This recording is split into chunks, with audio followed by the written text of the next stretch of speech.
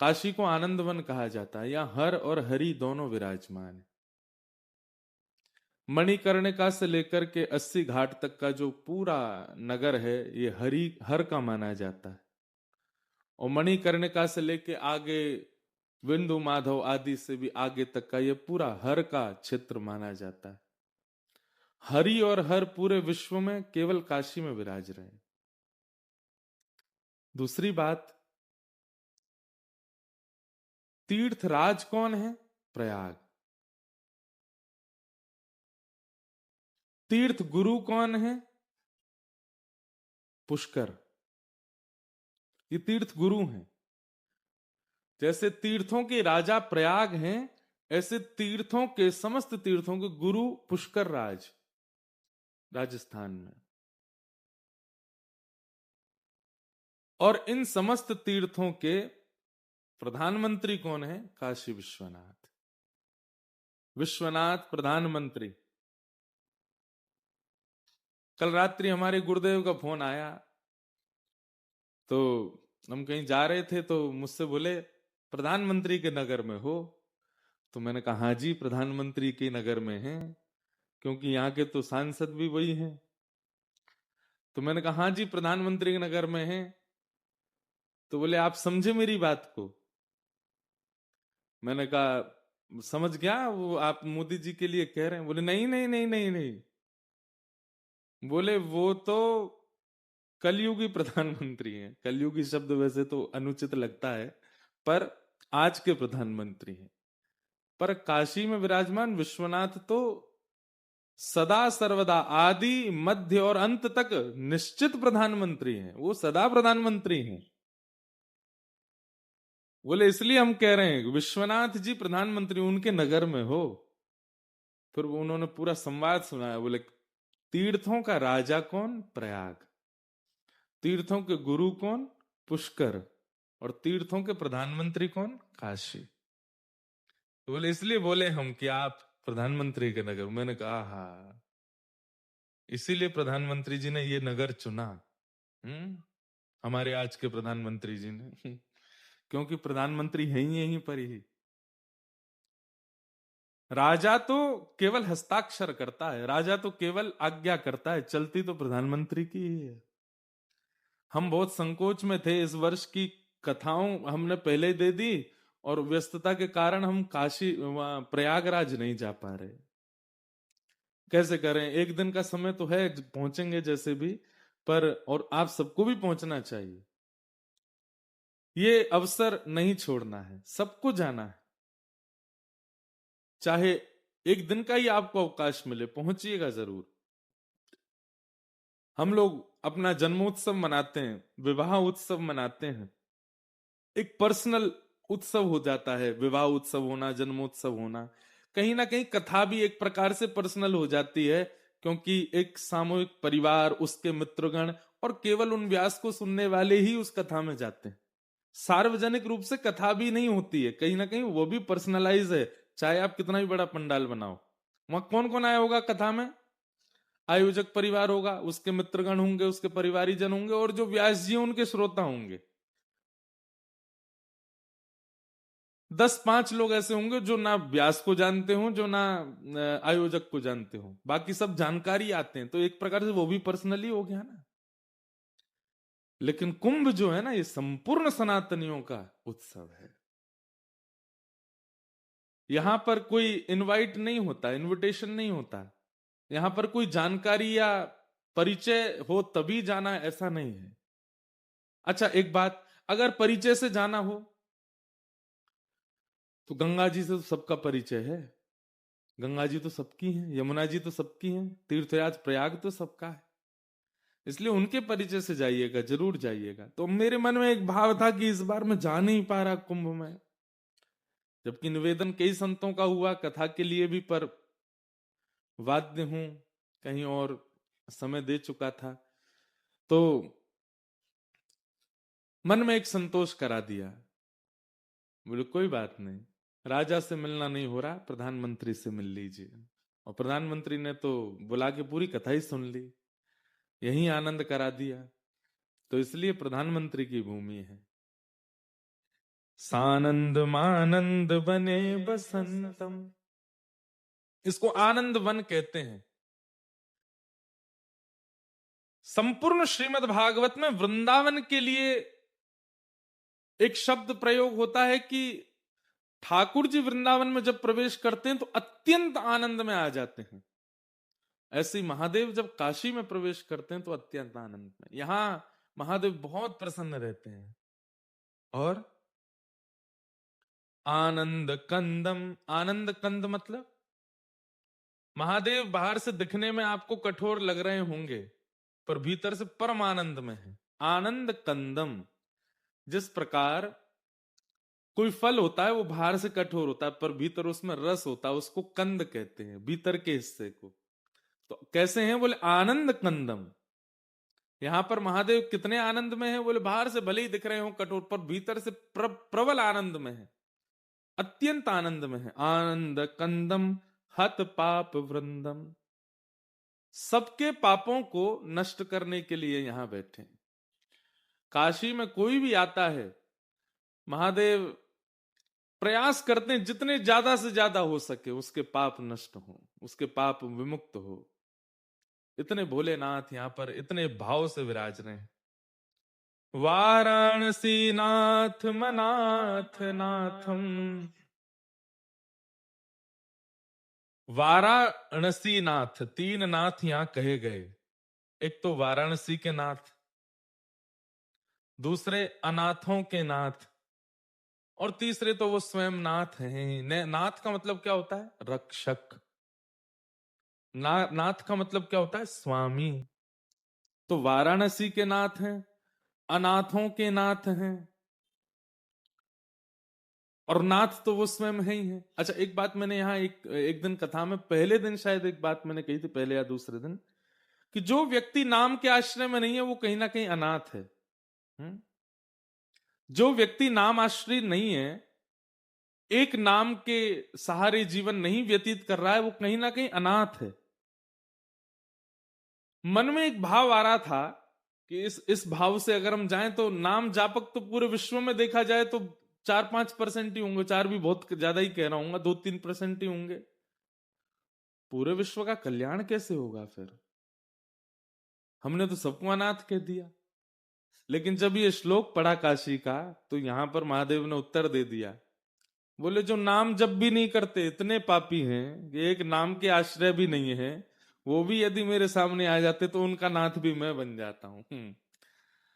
यहां पर अनाथ के नाथ का शब्द जो यहां पर वाराणसी नाथ, वाराणसी नाथ मनाथ नाथम, अनाथों के जो नाथ हैं। मतलब अगर आपका किसी नाम में रुचि नहीं बन रही हो तो महादेव से प्रार्थना करो, महादेव ही सुझाएंगे। किशोरी जी की शरण में जाना है कि राघव जी की शरण में जाना है कि ठाकुर जी की शरण में जाना है, गंगा जी की शरण में जाना है, या फिर महादेव को लगेगा कि नहीं भाई तू रहने दे, सबकी शरण में, एक आध सेवक हमारे भी होने चाहिए, तू हमारी शरण में ही रहे, हमारा ही नाम जप कर।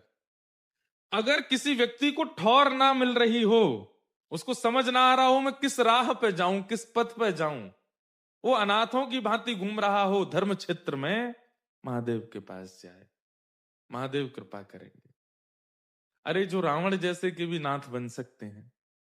आपको पता है हमारे भारत के ऋषि कहते हैं कि रावण जैसे क्रूर व्यक्ति को राम जी ने अपने हाथों से मारने का निर्णय इसलिए लिया क्योंकि उसने शिव का बहुत भजन किया है, क्योंकि वो शिव उपासक है, क्योंकि वो शिव की इतनी आराधना कर चुका है। राम जी बोले इसको कोई और नहीं, इसको तो हम अपने हाथों से इसका उद्धार करेंगे। तो अनाथों के नाथ हैं महादेव। श्री विश्वनाथम शरणं प्रपद्ये, ऐसे श्री विश्वनाथ, विश्व के जो नाथ हैं, उन्हें हम बारंबार प्रणाम करते हैं, वंदन करते हैं।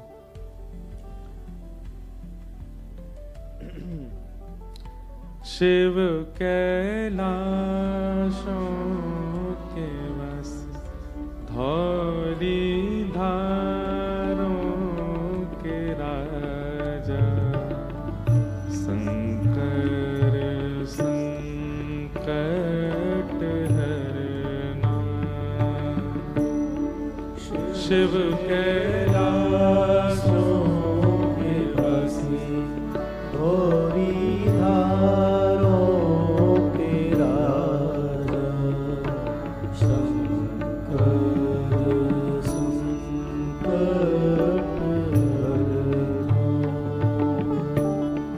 शिव कैलाशों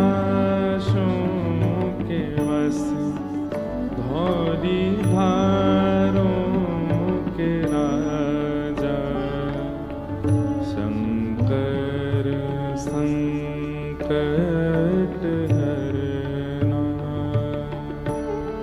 शिव कैलाशों के वासी, धोरी धारों के राजा, शंकर संकट हरना।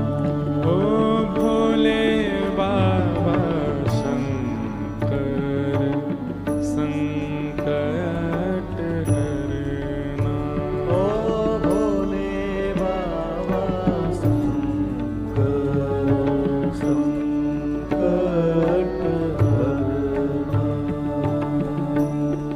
ओ तेरे कैलाशों का अंत न पाया, तेरे कैलाशों का अंत न पाया, तेरे कैलाशों का अंत न पाया, तेरे कैलाशों का अंत न पाया, अंत बेअंत तेरी माया। ओ भोले बाबा अंत बेअंत तेरी माया।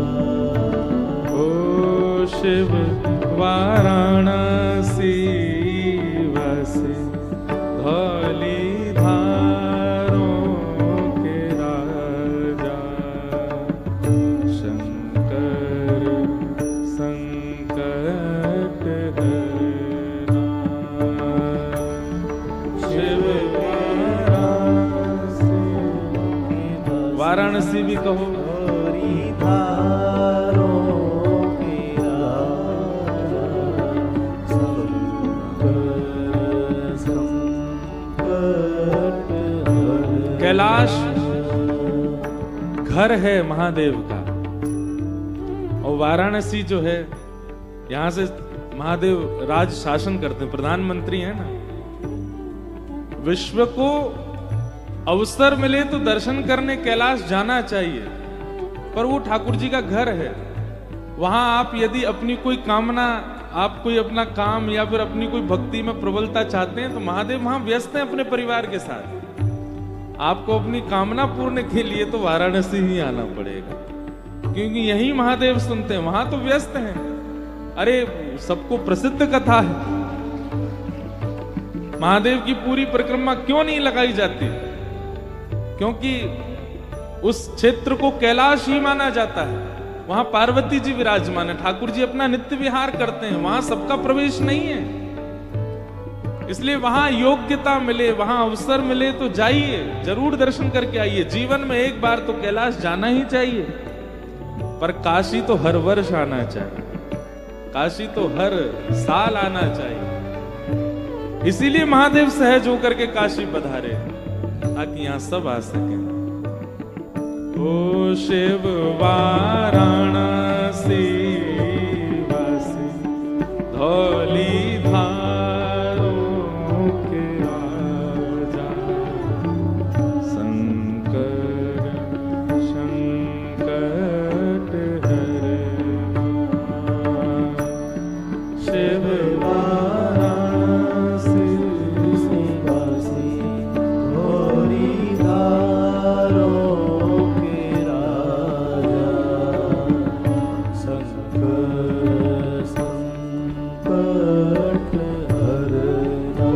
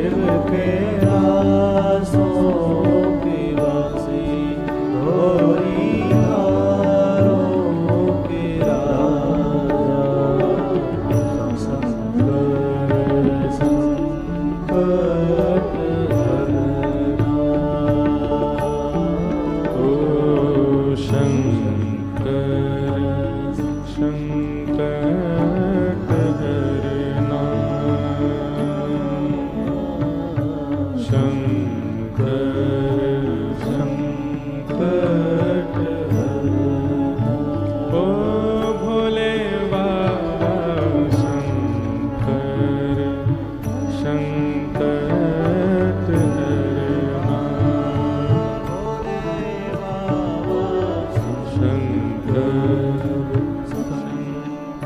नमः पार्वती पतये हर हर महादेव।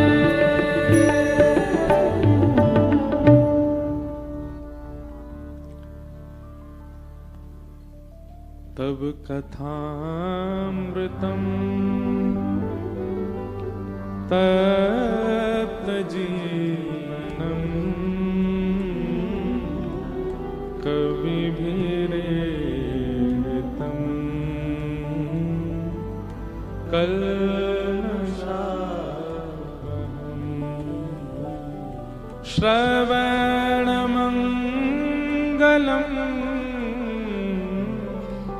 श्रीमदाततम्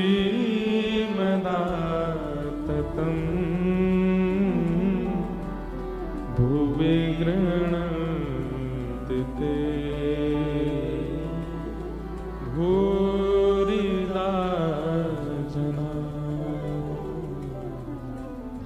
संपूर्ण श्रीमद् भागवत में व्यासों की कहीं भी प्रशंसा नहीं है, सब जगह श्रोताओं की प्रशंसा है।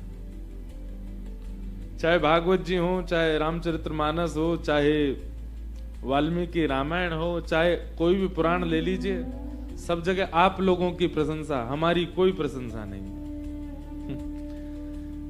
लेकिन एक बात सुनो,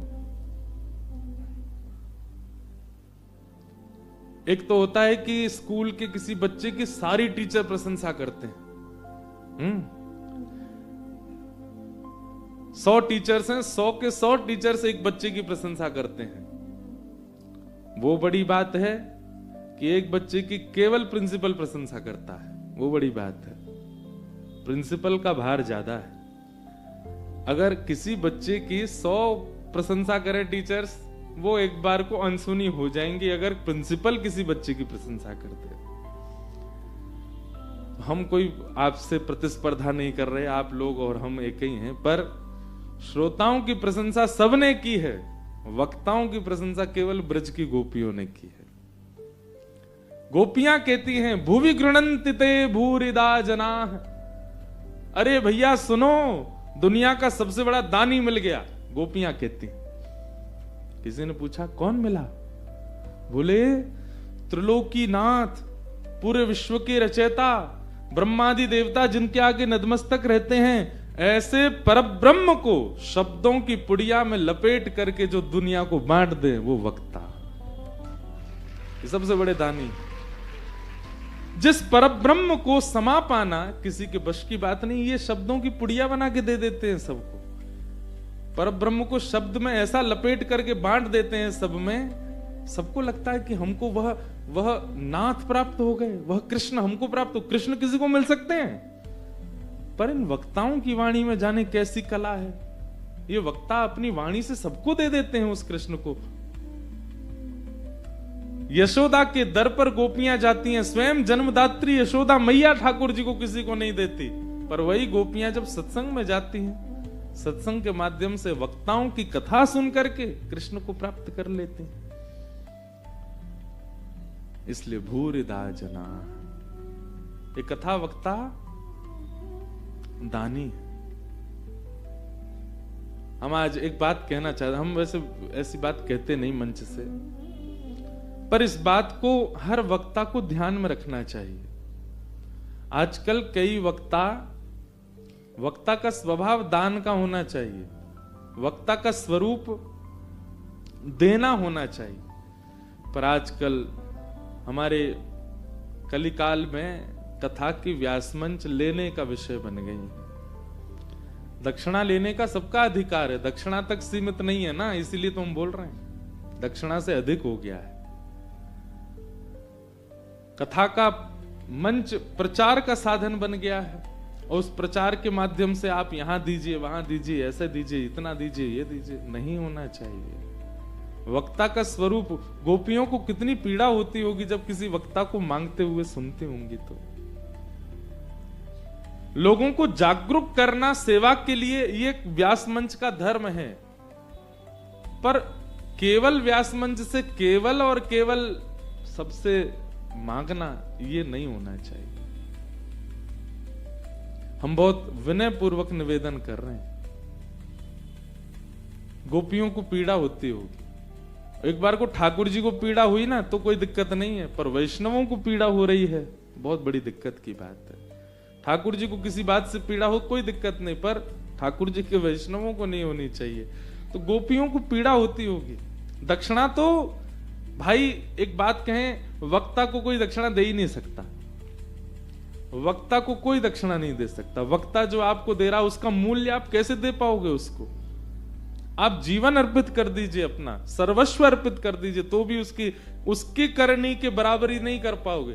पर फिर भी पत्रम पुष्पम जो भी दक्षिणा लेते हैं उतना अधिकार वक्ता का है, लेना चाहिए उसको। पर उससे अतीत जब हो जाती है व्यास मंच से, केवल 3 घंटा कथा में वही विषय चल रहा है, कहां देना है, किसके लिए देना है, कैसे देना है, कितना देना है, ये नहीं होना चाहिए। व्यासमंच तो दान करता है, व्यासमंच दान मांगता नहीं है। ठाकुर जी खड़े हैं, हमको दिख नहीं रहे हैं और हमसे कह रहे हैं इनमें से जो योग्य हो ये भाव सुना करके जिसकी योग्यता लगे मुझे उसको दे दो। पर अब व्यास मंच के बगल में ठाकुर जी खड़े रह गए हैं, व्यास जी उनको दे ही नहीं रहे और ले रहे हैं। ये नहीं होना चाहिए। गोपियां कहती हैं तब कथामृतम, आपकी कथा अमृत के समान है नाथ। इसका अर्थ क्या लगाएंगे? अमृत पीने वाला तो अजर अमर हो जाता है? नहीं,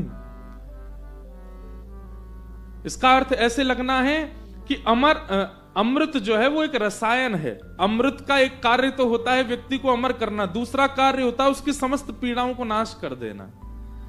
कथा के प्रति सजग रहने वाले व्यक्ति को फिर संसारी पीड़ा का अनुभव नहीं होता। इसलिए कहा गया तव कथामृतम, अमृत के समान है।